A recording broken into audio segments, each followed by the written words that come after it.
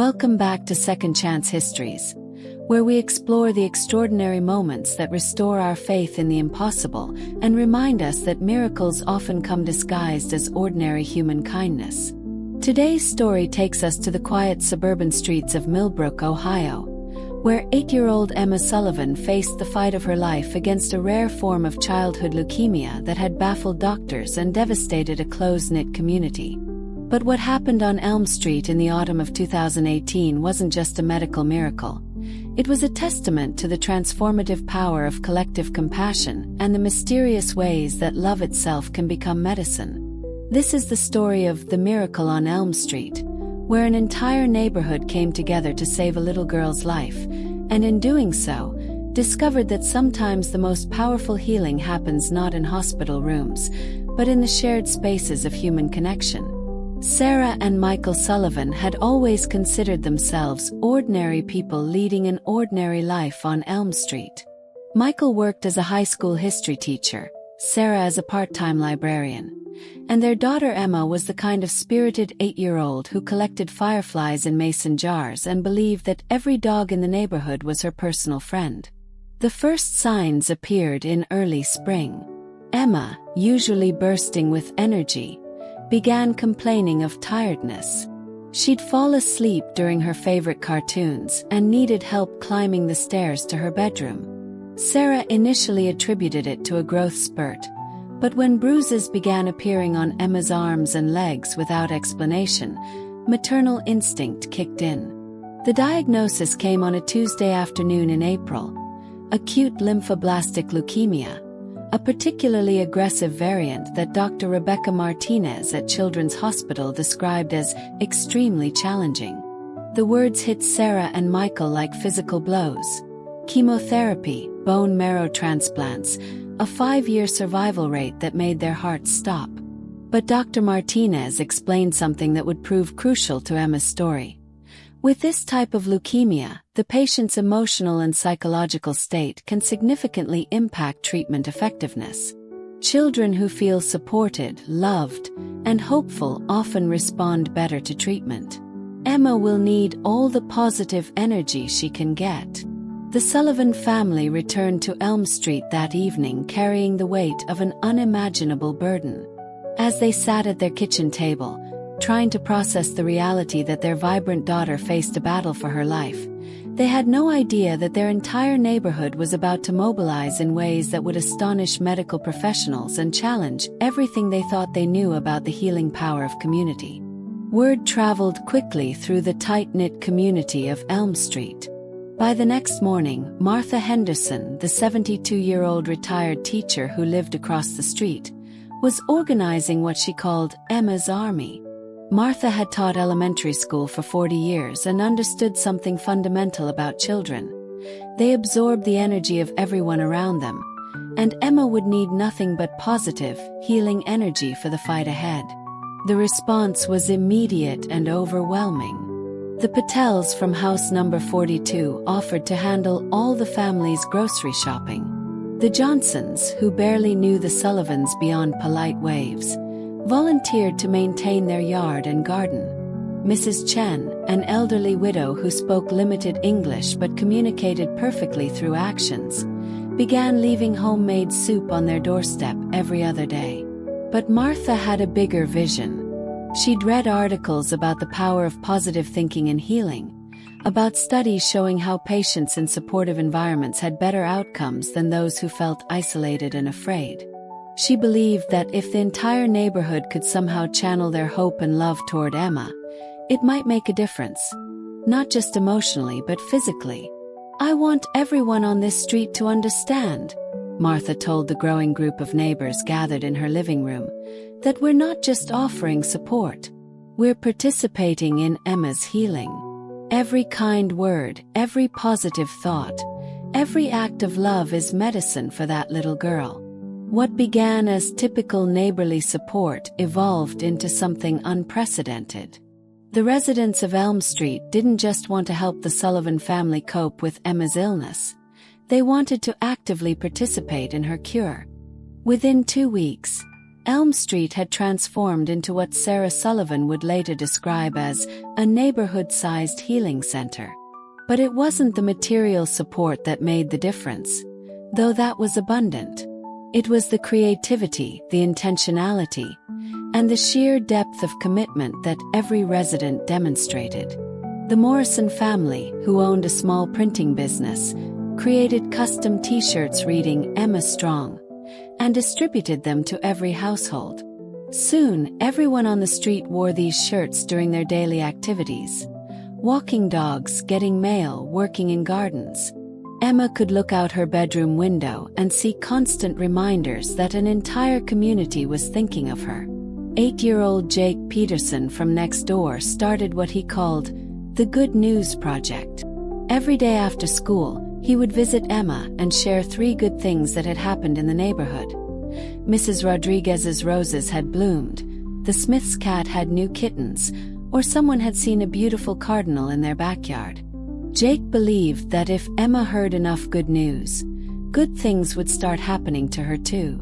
The teenage daughter of the Williams family, 16-year-old Ashley, organized daily healing concerts in the street during Emma's treatment hours. She discovered that music therapy was part of Emma's hospital treatment, so she coordinated with neighbors to create live performances outside the Sullivan home. Mr. Patterson played violin, Mrs. Kim sang traditional Korean lullabies, and the Henderson grandchildren performed small dance routines. But perhaps most remarkably, the entire street adopted Emma's treatment schedule as their own rhythm of life. When Emma had chemotherapy appointments on Tuesdays and Thursdays, the neighbors scheduled their positive activities around those times.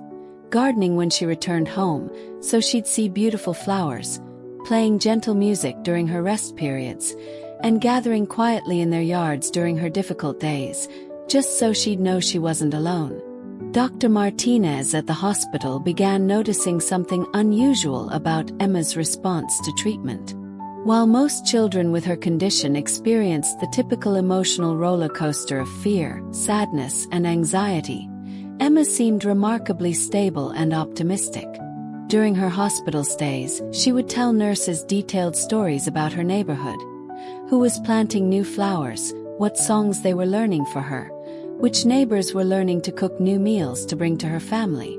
"I've never seen a pediatric patient maintain such consistent emotional equilibrium during treatment this intensive," Dr. Martinez noted in Emma's medical records. Her psychological resilience appears to be having a measurable positive impact on her physical response to chemotherapy. As summer progressed, Emma's medical team began documenting improvements that defied their expectations. Her white blood cell counts were responding more quickly than typical for her type of leukemia. Her energy levels remained higher than most patients undergoing similar treatment. Most significantly, she was experiencing far fewer of the debilitating side effects usually associated with her aggressive chemotherapy protocol. Dr. Martinez consulted with colleagues at other hospitals, sharing Emma's case anonymously. The consensus was that while her response was unusually positive, it fell within the range of possible outcomes. Some patients simply responded better to treatment than others. But privately, Dr. Martinez wondered if there was something more at play. Emma's mother, Sarah, was documenting everything in a journal she'd started as a way to process her daughter's illness. Reading through her entries months later, patterns emerged that would prove crucial to understanding what was happening on Elm Street. June 15th. Emma came home from treatment exhausted as usual, but when she saw that the entire street had created a sidewalk chalk art gallery for her, every single house had contributed a drawing with messages of love and hope, she got a second wind. She spent an hour walking up and down the street, reading every message, and when we came inside, her color looked better than it had all week. June 23rd, bad treatment day. Emma was nauseated and weak when we got home. But then Jake Peterson showed up with his daily good news, and Mrs. Chen brought her special ginger tea, and the Williams family started playing soft guitar music in their backyard. By evening, Emma was asking to go outside and wave to everyone. It's like they're all somehow sharing their strength with her. July 2nd. Dr. Martinez seems puzzled by Emma's blood work results. She said Emma's numbers look like someone who's been in treatment for much longer, but in a good way. Her body is responding as if it's had time to build up strength and resilience. She asked again about Emma's support system, and I tried to explain about our street, but I don't think I captured how extraordinary it really is. By midsummer, something had shifted in the neighborhood as well. The initial motivation to help Emma had evolved into something deeper, a sense that they were all participating in something miraculous together. Neighbors who had barely spoken before were now close friends. Children played together across property lines that had once seemed significant. Elderly residents found themselves at the center of intergenerational relationships they'd never experienced. Martha Henderson, the retired teacher who had started it all, observed that helping Emma heal was healing all of us too. We'd become the kind of community we'd always wished we lived in, but never knew how to create. The pivotal moment came in August, during what was supposed to be one of Emma's most difficult treatment phases. Dr. Martinez had warned the family that this particular round of chemotherapy often caused severe side effects, and they should prepare for Emma to be bedridden for at least a week. The neighborhood had planned accordingly. They'd organized quiet activities, prepared extra meals, and arranged for someone to be available to help the Sullivans around the clock if needed. But on the Tuesday morning when Emma was scheduled for her treatment, something unprecedented happened. As the Sullivan family prepared to leave for the hospital, they discovered that every single house on Elm Street had placed a lit candle in their front window. Not just the houses of people they knew well, but every house, including several families who were normally private and uninvolved in neighborhood activities. Emma stood at her front door, looking up and down the street at the 43 candles glowing in the morning light, and said something that would become legendary in the neighborhood. "Mommy, they're all sharing their light with me, so I'll have extra brightness inside while the medicine works." That treatment session was different from all the others. Instead of the usual anxiety and fear, Emma seemed almost excited. She told the nurses about the candles, about how her whole street was sending light to help the medicine work better. She asked if the light might still be reaching her even inside the hospital. Dr. Martinez later admitted that she'd never seen a pediatric patient approach chemotherapy with such calm confidence. Emma's vital signs remained stable throughout the treatment. She experienced minimal nausea, and her energy levels stayed remarkably high. But the most extraordinary development came 3 days later, when Emma's blood work revealed something that made Dr. Martinez call in a colleague for a second opinion. Emma's white blood cell counts weren't just improving, they were improving at a rate that seemed to defy the established timeline for her type of leukemia. In 30 years of pediatric oncology, Dr. Martinez confided to Sarah Sullivan, I've learned to be very careful about using words like miraculous. But Emma's response to treatment is unlike anything I've seen. Her body is healing faster than should be possible. Word of Emma's extraordinary progress spread through the neighborhood like wildfire, but rather than celebration, it sparked something deeper. A collective revelation about what they had been doing together. Martha Henderson called a neighborhood meeting for the first time since Emma's diagnosis.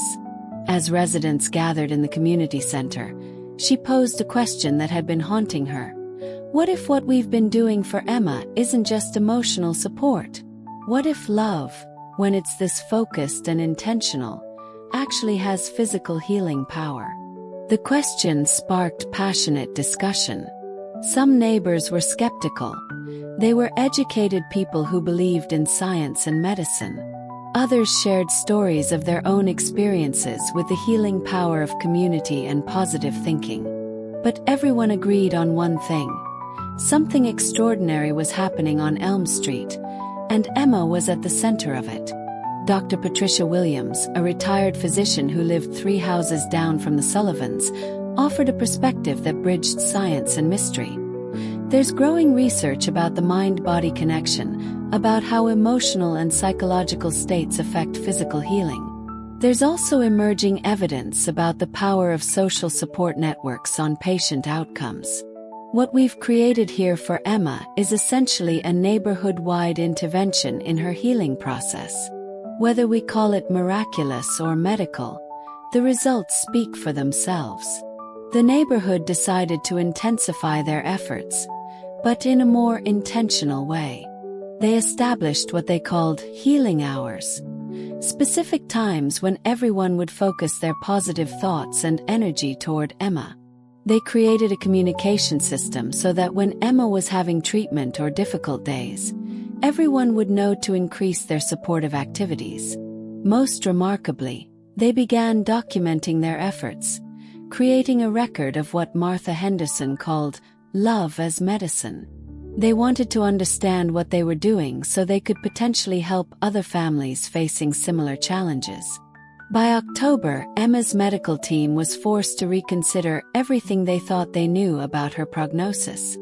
Her latest tests revealed that her leukemia was in complete remission, months ahead of the most optimistic projections.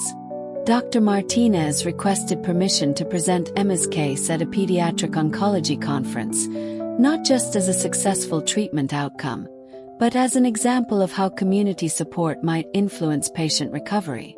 She interviewed several Elm Street residents as part of her research, trying to understand the scope and intensity of their efforts. What this neighborhood created around Emma, Dr. Martinez concluded in her presentation, represents the most comprehensive community healing intervention I've encountered in my career. While I cannot definitively state that their efforts caused Emma's exceptional recovery, I can say that the correlation is remarkable. Emma was surrounded by an unprecedented level of focused, intentional, positive energy throughout her treatment, and she responded to that treatment in unprecedented ways. The story might have ended there. A little girl recovered from cancer, supported by an extraordinary neighborhood, but the most shocking revelation was yet to come. In November, as Emma's remission stabilized and life on Elm Street began to return to something approaching normal, Martha Henderson made a discovery that would reframe everything they thought they understood about what had happened. While cleaning out old papers in her basement, Martha found a folder of documents from 1987, 31 years earlier. In it was a newspaper clipping she had saved about a 7-year-old boy named Timothy Chen, who had lived on Elm Street and had been diagnosed with the same type of leukemia that Emma faced. But Timothy's story had ended differently. Despite aggressive treatment, he had died after 8 months of fighting the disease.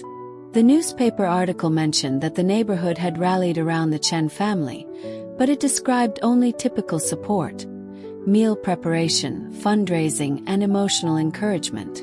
Martha showed the clipping to Mrs. Chen, the elderly widow who had been bringing soup to the Sullivans. Mrs. Chen's eyes filled with tears as she confirmed what Martha suspected. Timothy had been her grandson. "I moved to this street after Timothy died," Mrs. Chen explained through her limited English and abundant tears. "I wanted to be close to where he lived. When Emma got sick, I knew this street had another chance. This time we would save the child." The revelation rippled through the neighborhood. Mrs. Chen hadn't just been helping Emma.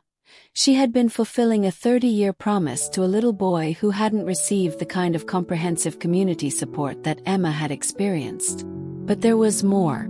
Research into the neighborhood's history revealed that Elm Street had an unusual pattern of residents who had been touched by childhood illness in their families. The Patels had lost a nephew to cancer in India. The Johnsons' son was a childhood leukemia survivor. Ashley Williams, the teenager who organized the healing concerts, had overcome a rare autoimmune disease as a child. Without realizing it, Emma had been surrounded by a community of people who understood, on a deeply personal level, what childhood illness meant to a family. Their extraordinary response hadn't just been neighborly kindness. It had been the actions of people who knew exactly how crucial community support could be in a child's fight for life. 6 months after Emma's remission was declared, Dr. Martinez published a groundbreaking paper titled "Community as Medicine," documenting the role of comprehensive social support in pediatric cancer recovery. Emma's case became the centerpiece of growing research into how social and emotional factors influence medical outcomes. But the impact on Elm Street was even more profound. What had begun as an effort to save one little girl had transformed an entire community. Property values increased as people sought to live in the neighborhood known for its extraordinary sense of connection. The local elementary school began receiving transfers from families who wanted their children to grow up in a place where neighbors truly cared for each other. Most importantly, the residents of Elm Street had discovered something about the nature of healing that would influence how they approached every future challenge. They had learned that love, when it's organized, intentional, and sustained, has power that extends far beyond emotional comfort. Emma Sullivan, now a healthy 10-year-old, often says that she doesn't remember much about being sick, but she remembers clearly the feeling of being loved by an entire street. It felt like having 43 families instead of just one, she explains. How could anything bad happen to me when so many people were making sure I got better? But perhaps the most remarkable aspect of Emma's story isn't the recovery itself. It's what happened to the other children on Elm Street during those months of focused healing energy. School records from that year show that every child living on Elm Street had their best academic year on record. Emergency room visits for neighborhood children dropped to 0 during Emma's treatment period. The local pediatrician noted that Elm Street children seemed unusually healthy and resilient throughout what was typically the worst cold and flu season in years. It was as if the healing energy generated for Emma had somehow extended to benefit every child in the community, a phenomenon that Dr. Martinez described as the most compelling evidence I've seen that focused positive intention has measurable effects on physical health. Martha Henderson, now 74 and considered the unofficial mayor of Elm Street, has a simple explanation. When you teach a whole community how to love one child with that level of intensity and intention, you're actually teaching them how to love all children that way. Emma showed us what was possible when we really commit to caring for each other. Today, Emma Sullivan is a thriving 12-year-old who shows no signs of her childhood illness. But more importantly, she's growing up in a community that understands something profound about the relationship between love and healing. The residents of Elm Street have maintained many of the practices they developed during Emma's illness. The regular community gatherings, the coordinated support for any family facing challenges, and what they call intentional caring for their neighbors. Dr. Martinez continues to study the connection between community support and medical outcomes, using Emma's case as a foundation for research that could revolutionize how we think about healing. Several other neighborhoods have adopted the Elm Street model of community response to childhood illness, with promising early results. But perhaps the most important lesson from Emma's story isn't medical. It's deeply human. In a world that often feels disconnected and isolated, the residents of one small street in Ohio proved that ordinary people, working together with extraordinary intention, can create miracles. Emma's recovery reminds us that healing isn't just something that happens in hospitals and doctors' offices. Sometimes, the most powerful medicine comes from the simple act of a community deciding that they will not let a child face their battle alone. The miracle on Elm Street wasn't just that a little girl recovered from a devastating illness.